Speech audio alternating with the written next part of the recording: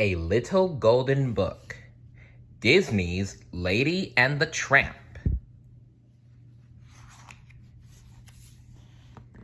Adapted by Teddy Slater, illustrated by Bill Langley and Ron Diaz. Are you ready? Here we go.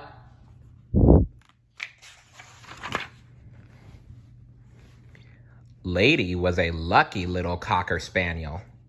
She had everything a dog could want. Her beloved owners, Jim Dear and Darling, had pampered her since puppyhood. They gave her the tastiest tidbits to eat and the softest bed to sleep in, and they showered her with affection.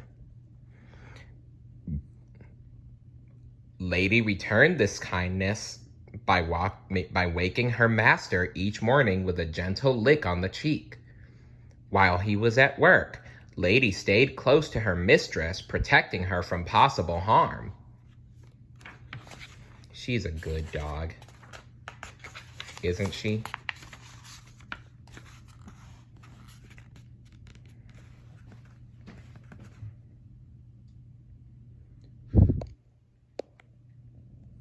But one day, everything changed. As Lady told her friends, Trusty and Jock, Darling now seemed to be more interested in the tiny sweater she was knitting than in her faithful friend. Lady's pals quickly put two and two together and figured out that Darling was going to have a baby. "Babies are mighty sweet," Trusty the Bloodhound said. "And very, very soft," Jock the Scotty added. "Why, a wee baby is nothing but a bundle of trouble," an unfamiliar voice chimed in. The voice belonged to a scruffy stranger named Tramp. Though Tramp had no family of his own, he seemed to know quite a lot about babies, and none of it was good. "Take it from me, Pigeon," Tramp told Lady. "A human heart has only so much room for love and affection. When a baby moves in, the dog moves out." "How can you be so sure about that, Tramp?"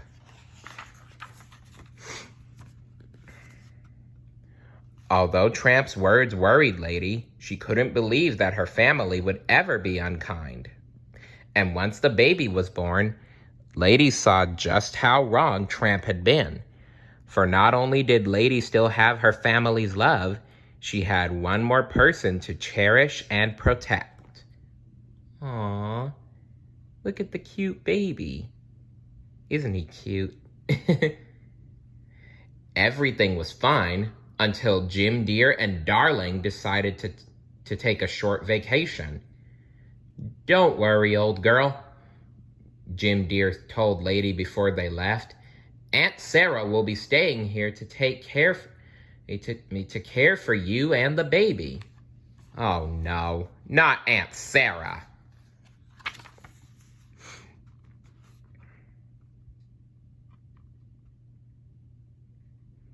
But Aunt Sarah soon made it clear that she did not like dogs at all. To make matters worse, she had brought her two nasty cats along. Oh no, it's Cy and Am. Those troublesome cats.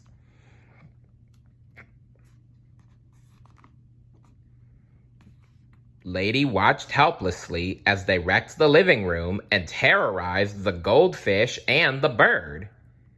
When the cats headed upstairs, however, Lady sprang into action. She raced ahead to stop them from entering. The nasty creatures tried to run by her, but Lady stopped them in their tracks with a threatening growl.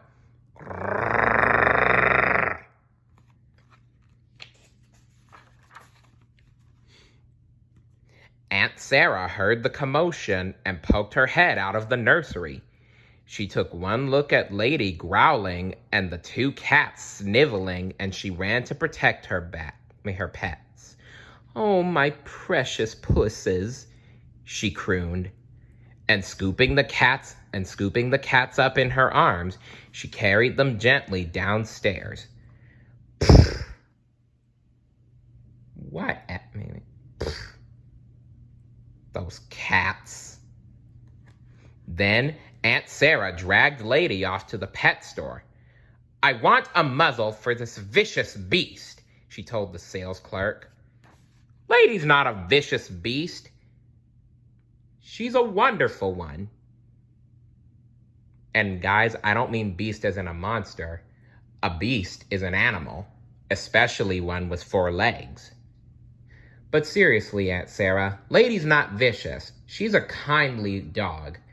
It is you who are the vicious beast. Who is the vicious beast?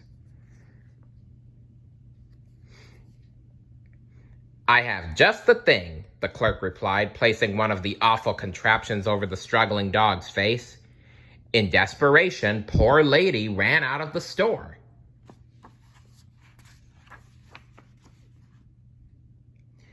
Outside, a pack of stray dogs began to chase her.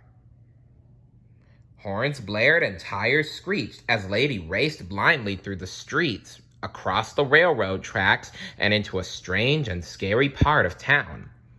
Her heart pounding, Lady ran on with the strays yapping at her heels.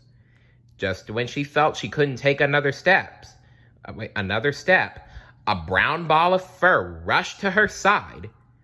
Biting and barking, Tramp fought off Lady's attackers until every last one had turned tail and slunk away.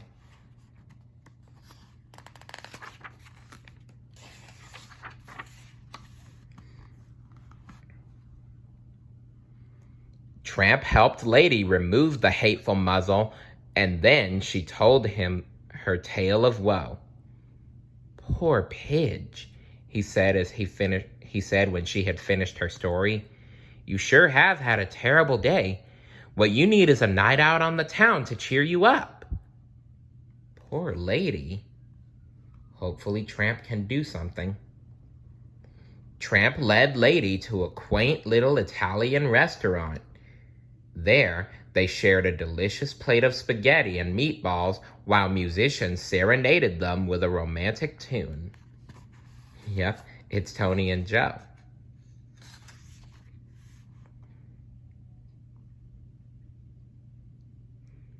After dinner, Lady and Tramp took a moonlight stroll. When they came to a patch of wet cement, Tramp scratched a big heart in the middle and placed one of his paws inside. Lady did the same. A silvery moon was high in the sky when the 2 dogs finally snuggled up under a tree and fell fast asleep.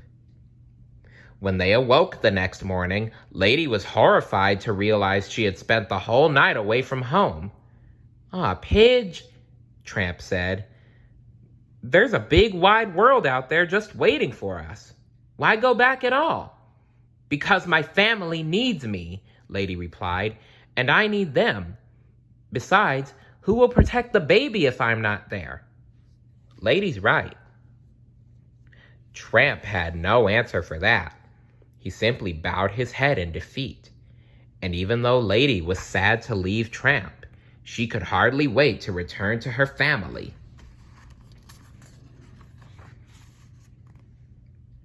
But when Lady got home, an angry Aunt Sarah was waiting for her.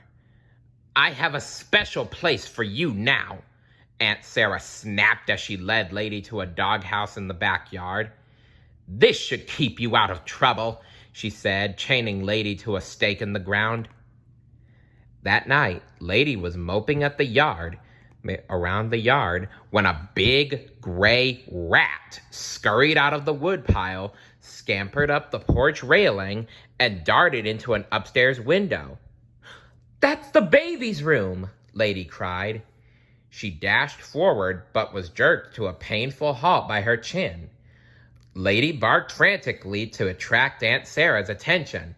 Woo, woo, woo! Woo, woo, woo, woo, woo! Woo, woo, woo, woo, woo!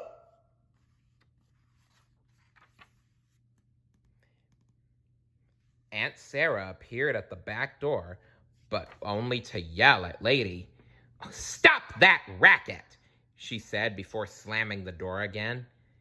Just then, Tramp raced into the yard. He had heard Lady barking and had come to help her once more. "There's a rat in the baby's room," Lady said. And with no thought for his own safety, Tramp ran inside to get the rat. Tramp reached the nursery in the nick of time. The baby lay sleeping in the crib, and the rat was ready to pounce. Tramp struck first. Fur flew, and furniture fell as dog and rat tore around the room. The rat was fast and fierce, but was no match for Tramp.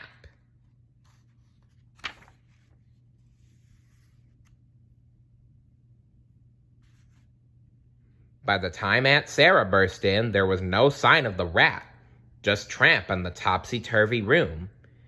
Aunt Sarah thought that Tramp had been after the baby, and quickly called the dog catcher. "Don't come back, you vicious brute," Aunt Sarah warned as Tramp was carried off to the pound. As soon as Lady explained what had happened, Trusty and Jock took off after Tramp. They chased the dog catcher through the dark, stormy night. When a taxi appeared out of the fog, the dog catcher's horses reared up, and his wagon toppled over. Jim Dear and Darling were in the taxi. They had come home and discovered the rat. It was clear that Tramp had been protecting the baby, and they went after him. He was a true hero. He sure was, wasn't he? Jim Dear and Darling decided to take Tramp into their home. "This is where you belong," Jim Dear told Tramp. "You're part of our family now." And soon, Lady and Tramp had a family of their own. 3 pretty pups who looked just like their mother, and 1 mischievous scamp who clearly took after his father. That's little Scamp for ya. The end. What would you do if you had 2 dogs like Lady and Tramp? Let me know in the comments below. And don't forget to like and subscribe. And thank you for watching. See you later. Bye.